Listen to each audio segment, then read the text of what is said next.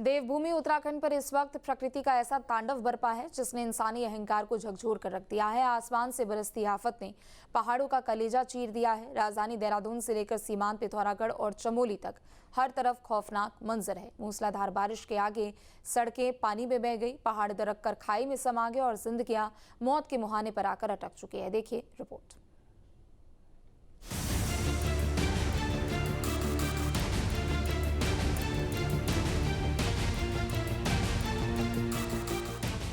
पहाड़ रोता है तो सिर्फ बादल नहीं बरसते, पहाड़ की चीख पूरी घाटी सुनती है।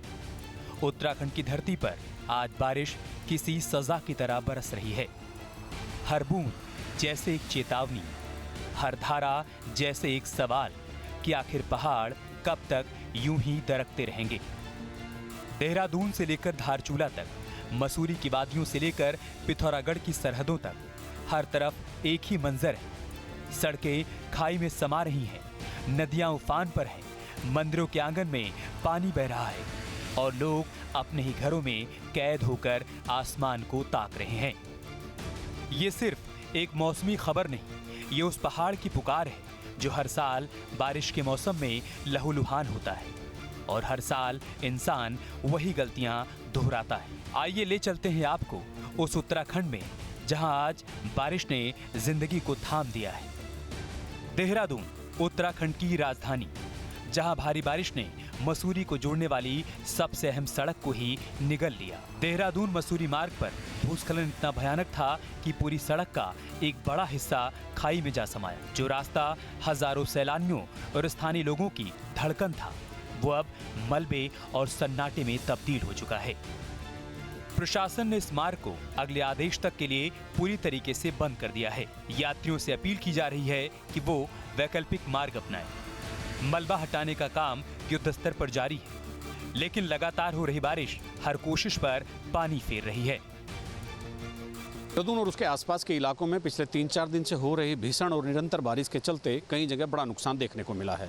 देहरादून मसूरी मार्ग कल रात से पूरी तरह से बंद है और जो पर्यटकों के वाहन मसूरी पे फंसे हुए हैं उनको वाया धनोल्टी, नरेंद्रनगर या दूसरी तरफ से नैनबाग घाटी या फिर जो एक चक्राता की तरफ एक रास्ता जाता है उससे नीचे उतारा जा रहा है।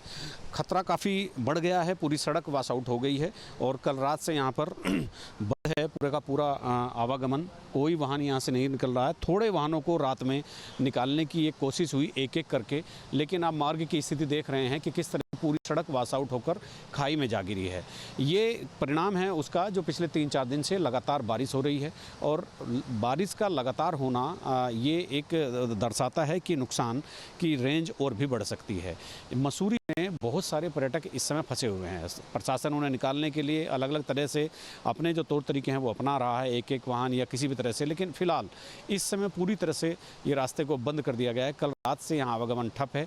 कुछ जो पर्यटक यहाँ आकर फंस गए थे, जो बाहर के थे, तो उनको एक एक करके गाड़ी सुरक्षित तरीके से पुलिस की निगरानी में, SDRF की निगरानी में निकालने की कोशिश हुई। अभी भी जैसे वो सामने आप गाड़ी देख सकते हैं कि वो चूँकि राशन की गाड़ी है, इमरजेंसी है, तो इस तरह की चीज़ों को यहाँ से निकाला जा सकता है। पीछे आप मेरे देख सकते हैं कि वाहनों की एक लंबी कतार यहाँ पर खड़ी हुई है और यहाँ पूरी भीड़ लगी है और इस भीड़ के चलते ये देखा जा रहा है कि यहाँ पर जो बहुत मुश्किलें पैदा हो रही हैं, हालात बहुत मुश्किल पैदा हो गए हैं। अब फिर से एक एक करके गाड़ियों को निकालने का सिलसिला शुरू हो गया है, लेकिन लोगों के लिए बड़ी चुनौती है और ये सड़क प्रशासन के लिए एक बहुत बड़ी चुनौती बन गई है।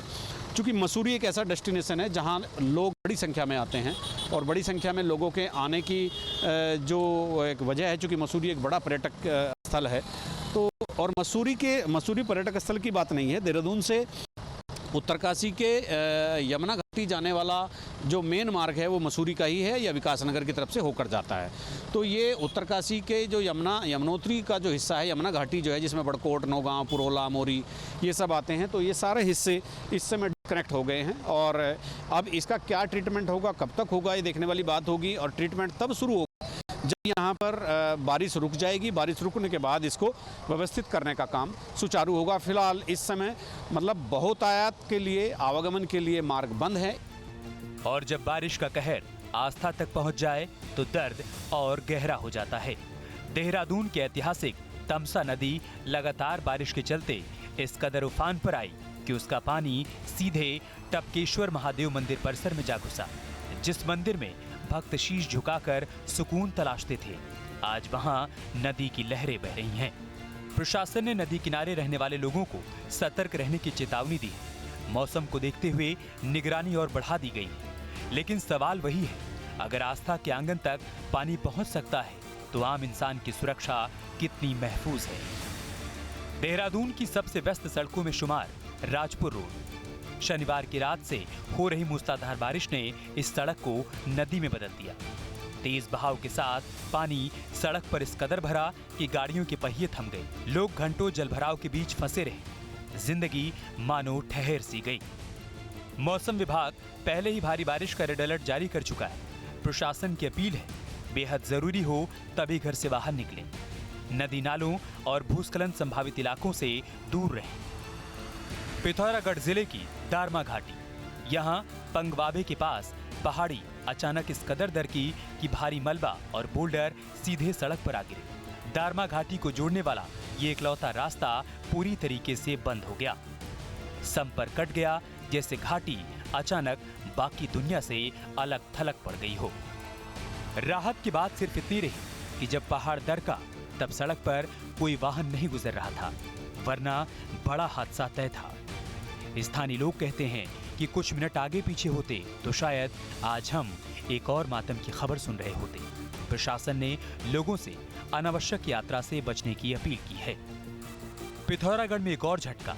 धारचूला तवाघाट राष्ट्रीय राजमार्ग पर एक बार फिर पहाड़ी दरक गई। मर पॉइंट से आगे तवाघाट की ओर भारी मलबा और बोल्डर गिरने से यह अहम राष्ट्रीय राजमार्ग पूरी तरीके से ठप हो गया। ये सिर्फ एक सड़क नहीं, ये कैलाश मानसरोवर यात्रा की जीवन रेखा है और चीन सीमा से जुड़े सीमांत इलाकों का इकलौता संपर्क मार्ग। आज इस मार्ग पर कई यात्री बीच रास्ते फंसे हुए हैं। धारचूला तहसील मुख्यालय का संपर्क बाधित हो गया है। सीमा सड़क संगठन यानी बीआरओ की मशीनें मौके पर डटी हैं, लेकिन लगातार गिरता मलबा हर कोशिश को चुनौती दे रहा है। प्रशासन की अपील है कि मौसम सामान्य होने तक अनावश्यक यात्रा से परहेज करें। पिथौरागढ़ में प्रशासन ने आफत को भांपते हुए पहले ही एहतियात बरत ली। मौसम विभाग की भारी वर्षा और आकाशीय बिजली की चेतावनी को देखते हुए जिलाधिकारी ने क्लास 1 से 12 तक के सभी सरकारी, गैर सरकारी और निजी स्कूलों के साथ साथ सभी आंगनबाड़ी केंद्रों में एक दिन का अवकाश घोषित कर दिया।